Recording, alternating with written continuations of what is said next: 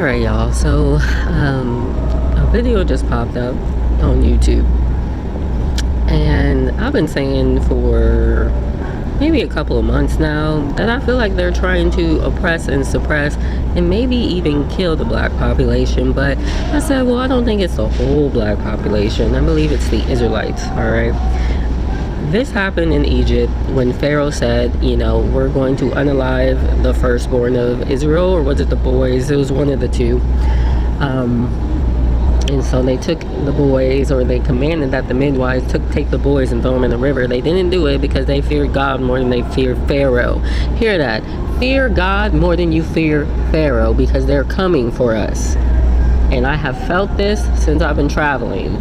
They do not like us around the world. And just like you see in the Matrix, where people can transform into Agent Smith, that thing is not a lie. Alright, the way these spirits can jump into people and control them because they're unclean in their vessels, or because they're Nephilim, or because they're disobedient, whatever the deal is. Alright, so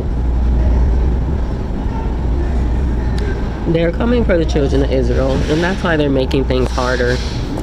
They're making things harder, especially for the children of Israel. They introduced abortion for the children of Israel specifically. It's not that other people don't use it as well. Whatever you are, you should not be participating in abortion regardless. But this was a specific attack for Israel, because just like in Egypt, they didn't want a Messiah to be born. What happened? God protected Moses, alright, put him in the hands of the Pharaoh's wife so that he was protected. Now, how, these people couldn't tell the difference between a Hebrew and an Egyptian, I have no idea, because the Hebrews are blonde hair and blue eyed. No. The Egyptians back then were black, and the Hebrews back then were black, and they're still black to this day. Now, Egypt has mixed with some other groups of people as well at this point, but a lot of them don't look like that. But they only put certain looks in the media anyway, because when I went over to Africa, there were people still wearing those Egyptian hairstyles that were more dark skinned than me. So they're full of lies. But this is what I want to say. They introduced this abortion. Margaret Sanger was a racist white eugenicist that thought that black people and disabled people were less. She met with the KKK to come up with a plan, alright, and the plan was Planned Parenthood. And so you are partaking in this system to unalive the biblical Israelites and your nation, whatever nation you are, based on somebody's racism and ignorance. We need to stop unaliving our kids, but first we need to turn to God, because guess what? If you don't turn to God, it is going to be so terrible and treacherous for you in these coming hours. It's not even going to be funny. Don't even think that you're going to escape what's about to happen. Alright? Some of the Israelites, they didn't want to listen, so they ended up staying in Egypt, but a lot of them ended up leaving. My suggestion is you end up leaving when the unction comes to you. I do believe it's going to be like the angels that came to Abraham. Alright? So they're pressing us right now. Pharaoh saw that the Israelites were growing in number, and so what did he do? He said, they're going to grow bigger than us. We need to do something to stop their growth.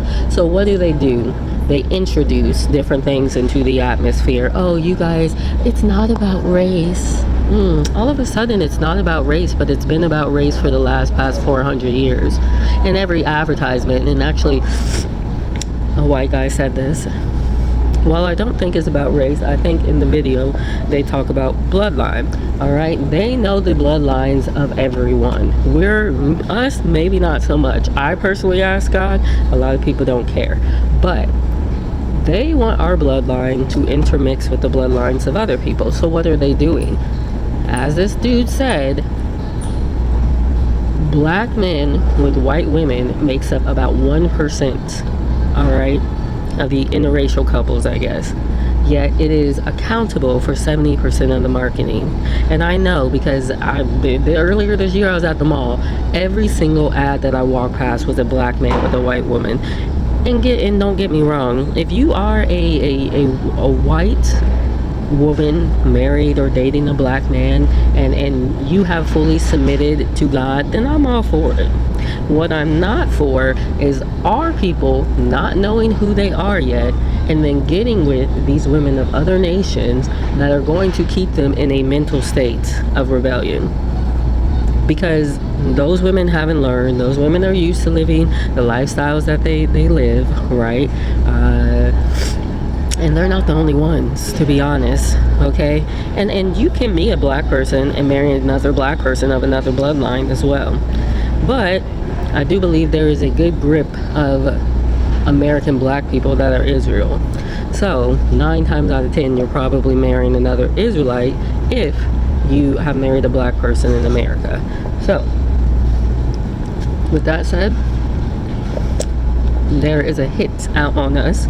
All right. Number 2, the abortion stuff. Like I said before, the promoting of sexual immorality in the music. Music is something that crosses lines and is a part of us because God has put it in us. So what do? They make our music about sex, drugs, killing people, and whatever stupid stuff that they make our music about.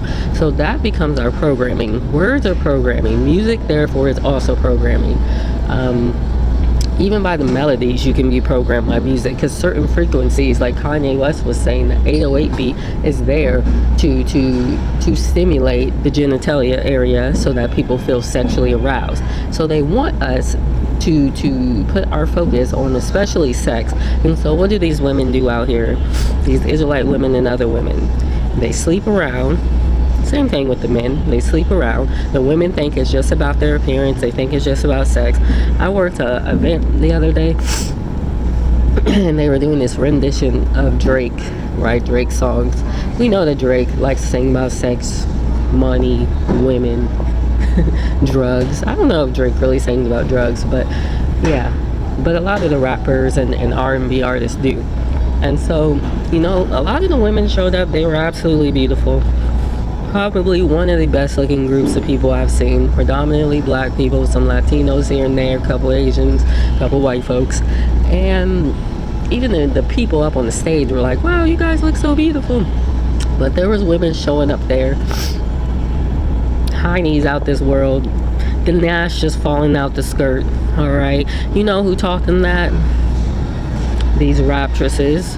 They make it all about their heinies. All right, and it's not that we don't love a good hiney. All right, we love the way that God has built you. We love architecture, as they say in Avatar: The Last Airbender.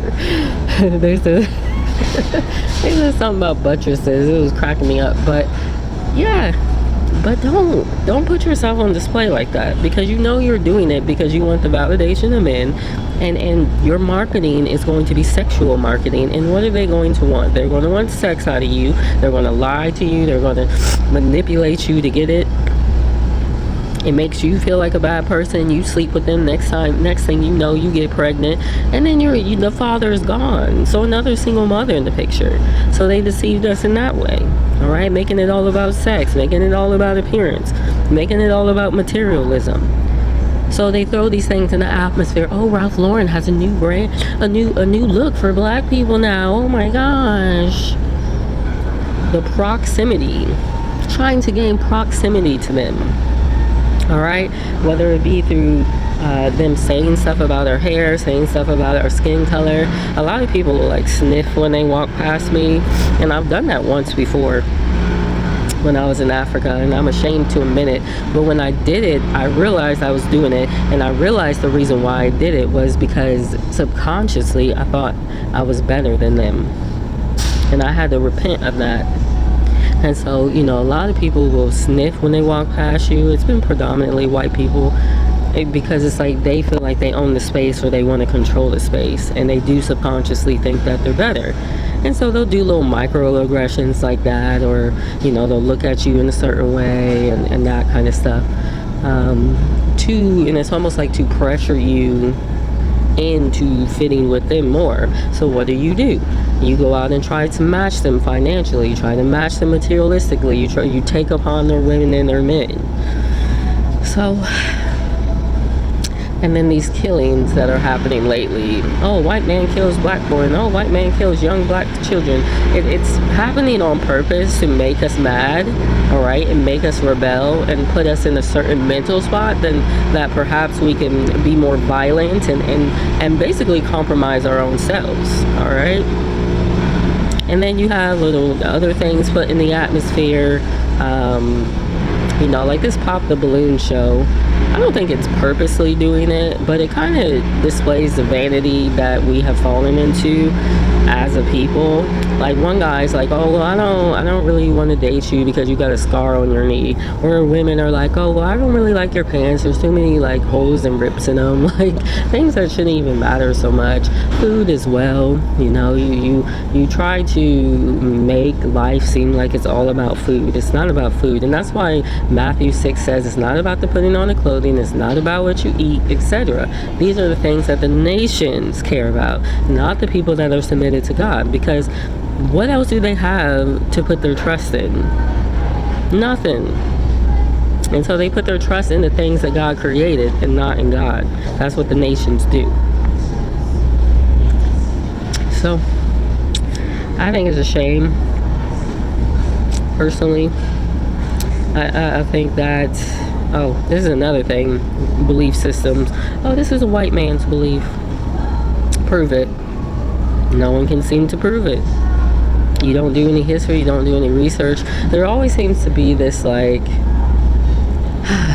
two sides of the pendulum. All right, it's either this or this, and it's like, no, it's not. The whole Democratic and Republican thing, so people fight over that. They think that's what it's about. No, it's not. Two wings of the same bird, all right? But they use it as a distraction, and they make it about being black. Oh, well, if you're black and you don't vote Democrat and all this kind of stuff, distraction. Meant to draw us away from our heritage. This whole Native American thing.